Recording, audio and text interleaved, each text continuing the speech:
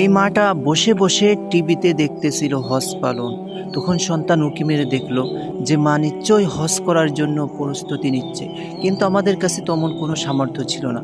তাই একটা বই নিয়ে দেখতে লাগলাম কিভাবে দ্রুত টাকা উপার্জন করা যায় এবং সেই টাকা দিয়ে আমার মাকে হজ করাতে পারি। ভাইটা ঠিকঠাক মতো সেইভাবে কাজে লেগে গেল। অন্যের গাড়ি পরিষ্কার করতে লাগলো, সেই গাড়ি থেকে কিছু অর্থ উপার্জন করলো। আর ভাবতে লাগলো যে এ টাকা দিয়ে তো হবে না, আরও আমার কাজ করতে হবে। যেভাবে হোক আমার মাকে আমি হজ করাতে নিয়ে যাব।